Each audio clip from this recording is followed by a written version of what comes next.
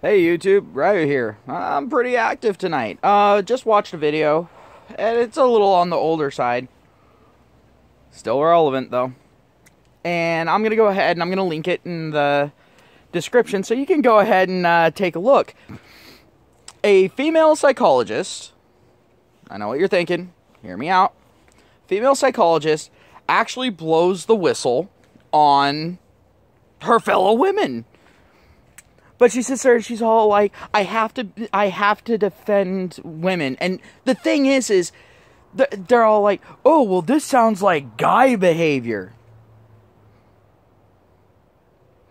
Yeah, oh, I wanted to throw my phone at that one. But it's called self-restraint. It's a thing that men have. So I practiced it. And guess what? I didn't break my phone.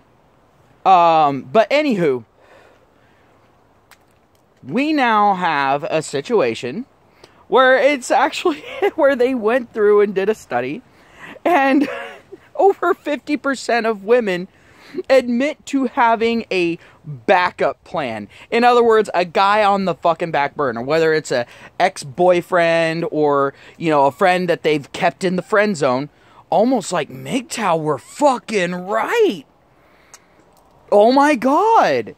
Like that never fucking happens, right? Come on. It's funny how they're all like, look at what we discovered. And MGTOWs have been saying it for years. And been getting flack for it. You know, it's like, what the fuck? Really? You're surprised at this? Oh, God. It's like someone sitting there and constantly telling someone that the sky is blue. The person, for the first time, going out, looking up at the sky and running back in. Hey, guess what I just discovered? The sky's blue.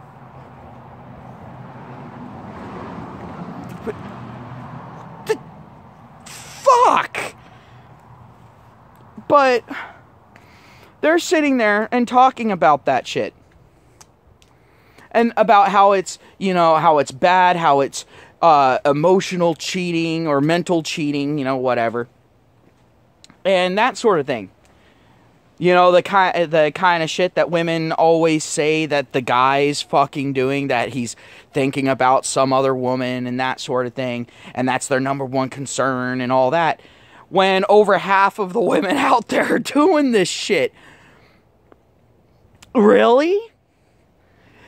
And there's a big difference between thinking about a motherfucking porn star so you can actually fucking get off with your fucking fat cow of a fucking girlfriend, because let's just be fucking honest, you know what? Guys have to fucking settle a lot harder than women do. Women who are at best a fucking 3, for some odd reason are ranked at a 7 or an 8. And they get the 7, 8, 9, and 10 guy. Whereas if you're a guy that's 5 or below, yeah, you're scraping the bottom of the barrel. You're at the tail end of the cock carousel, and you're the one picking up the ticket. Anywho, rant over. But they're sitting there and saying, well, you need to, and this was on Fox, by the way, so, you know, they're too far on the other side. But the thing is they're all like, we want to, you know, save marriages and so on and so forth. And so what is their master stroke of an idea? Oh, go ahead and get counseling. Go ahead and look up relationship counseling and the training material for relationship counseling. Look up the fucking nightmare stories. One of their big things is, well, I suggest that you have a trial separation where you date other people. In other words, yeah, the woman can go out and fuck a whole bunch of other guys and see if she would be happier with his cock and bankroll than yours.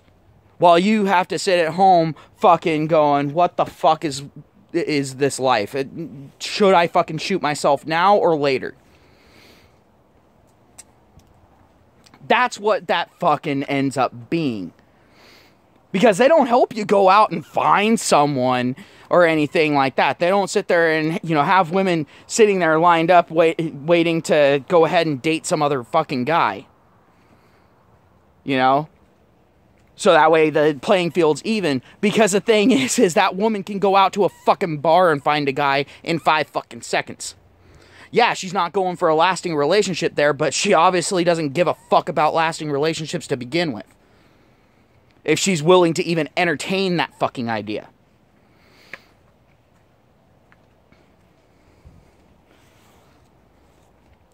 So, they're telling you to go to someone who's going to be anti-male, like the vast majority of them are. It's always the guy being on the hot seat, and it's just the professional and the fucking, you know, professional whore, aka wife, sitting there and just tag teaming the motherfucker on everything that he's done wrong.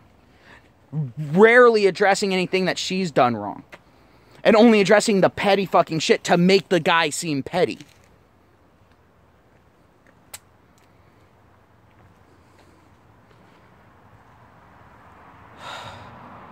Swear to God, if I hear a woman sitting there and bitching about, you know, her guy sitting there watching porn or something like that, I'm going to bring up the statistic and go, yeah, you definitely seem like the over 50%. Because here's the thing. If you're keeping your guy satisfied, he's probably not going to watch porn. Just saying. Like me, when I've been in relationships and I've actually been happy in the fucking relationship and my sexual needs were being met, I never even had the desire to watch porn. However, with my ex, let's go ahead and just bring that one up. With my ex, I was constantly wanting to watch porn. And it was for 2 reasons. One, because I hardly ever fucking got my rocks off with her. I mean, we would have sex, you know, maybe once a month at that. You know, that's in a good month. There was one stint where we went for 6 months without having sex. Yet, I wasn't allowed to jerk off. I wasn't allowed to look at porn. And she said she was too self-conscious to fucking, you know, take photos for me to fucking take care of my business with. Really? I'm supposed to just sit there and let them pop?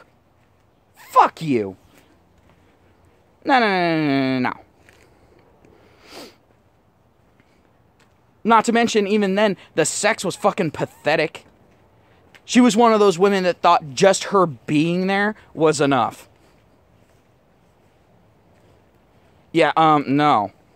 Sorry, I have a lot more self-confidence than that. And I'm no stranger to self-love.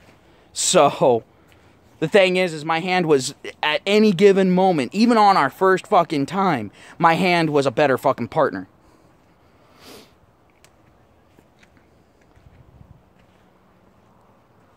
But, no, she wanted me to go in and fucking go and do the counseling. I said, fuck that. I looked at her, I'm all like, look, if we're having to get someone else involved in our issues, then we've got larger issues than what you even think we have. And me and her had a sit down and a talk about it. And I was like, look, here are the problems that I'm seeing on my end. Not the problems I'm responsible for, but the problems that I'm seeing. The problems that I'm having with the fucking relationship. And I actually listed them off. She got pissed off, stood up, and I'm all like, what are the problems that you have with me? So at least then we can start trying to fucking address it. Well, there's no real reason to. If those are your problems, it's all like...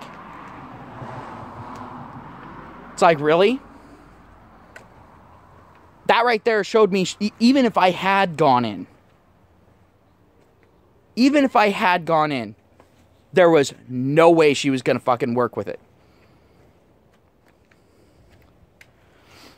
So the thing is she was just wanting out of the fucking relationship, and she just wanted to go ahead and have someone to sit there and tell her, yeah, no, you were right, you were right. Fuck that noise. No, you gotta be fucking insecure about this shit. Because sure as hell, at no point was I feeling secure in that shit, because I knew the butt fucking that was coming. Because yeah, we weren't married, but the thing is we had a kid together. I knew I was fucked. Hell, I knew I was fucked the day she fucking told me. And I don't know if I've mentioned this in a previous video, but the thing is the day that she told me, I let her go with her news first. Because the thing is I was planning on breaking up with her, and then she dropped that news, and I'm like, oh, well, fuck that. Just kind of shoots my news out of the air, doesn't it? So I decided to try to make it work for the kid. But it just got worse and worse and worse. Didn't matter if I sat there and stayed silent. Didn't matter if I just smiled and nodded. It didn't matter if I actually said something back. Didn't matter if I literally fucking stood up for myself. Didn't fucking matter. It just got worse and worse and worse.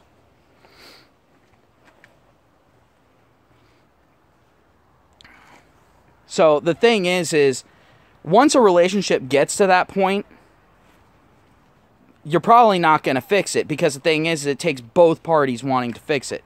A guy sure as hell is going to want to fix it because he knows the butt fucking that's coming if it doesn't work out.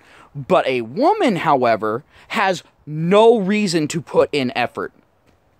Not one iota. She only stands to win, regardless of the fucking outcome. In fact, she actually wins better if the relationship goes poorly. If it ends. Because then she gets to go out, find a new cock to jump onto. Gets to extort the guy that she was with before for money. And if there's a kid involved, now she has biological weaponry in a legal court.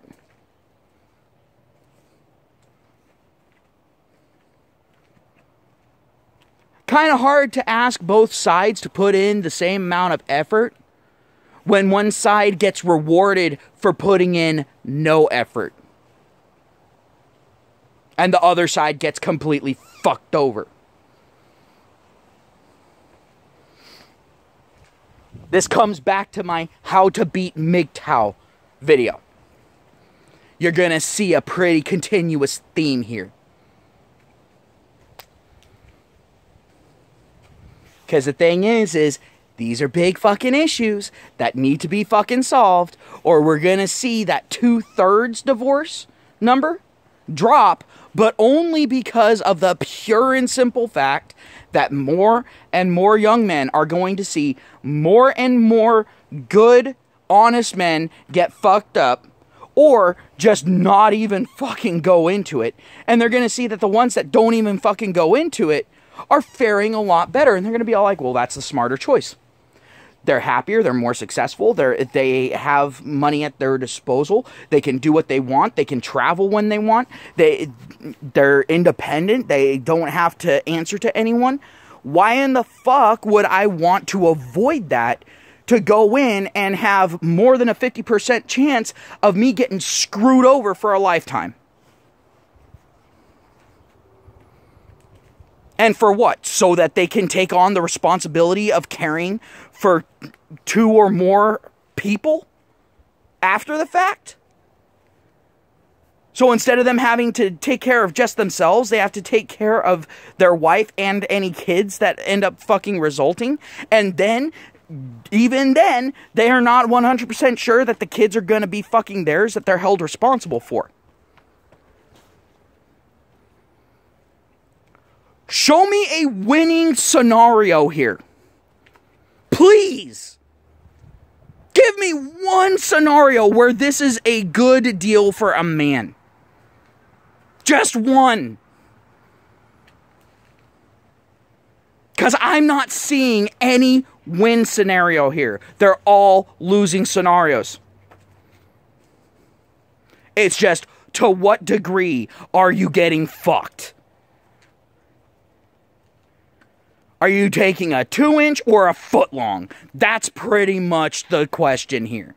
Either, any way you look at it, you play the fucking game, you're taking it up the fucking ass. And getting nothing in return. In fact, you're being ordered to pay to play the game where you get fucked up the ass. And you get a random fucking dice roll on the length of the cock going in. Why? Why would anyone want to fucking play that game? I mean, I can understand someone wanting to play a game like that, you know, hey, but that's about it, all right? But we're talking about straight guys here, you know, because we're talking about men versus women. And that's what it's actually become. It has become hostile now. And I can't blame men for being hostile at this point because men have been getting fucked for a long fucking time. May not have looked like it, but we've been getting fucked for a long fucking time. And now we're just starting to get raw. Now we're sitting there going, you know, fuck you. We've been taking it up the ass for all this fucking time. It's your turn, bitch. But kudos to the woman for sitting there and calling out women on having a back burner guy. It's just the fact that it's nothing new. It's not new knowledge in any way, shape, or form. This has been known since time immemorial. I mean, go ahead, read old books, listen to old music, watch old movies. It's all fucking there. They know this shit. This has been public knowledge for a long time, and they're acting like this is a new thing. No, this has been going on for centuries.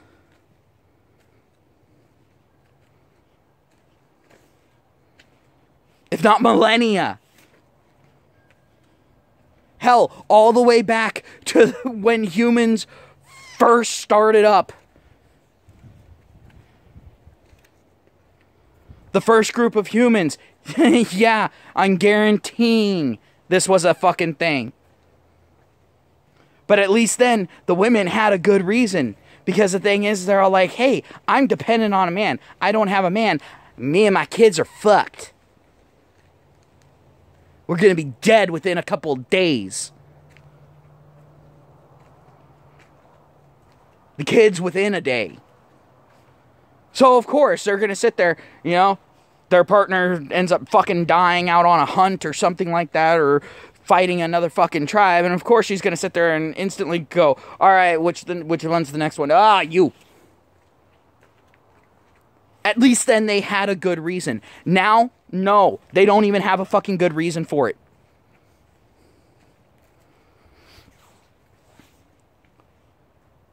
So how about this? Get rid of the incentives for women to run away from marriage. Get rid of those incentives. All of a sudden, you're going to see those divorce rates go through the fucking floor. That's all it takes. You want to save marriage? Stop giving women special treatment.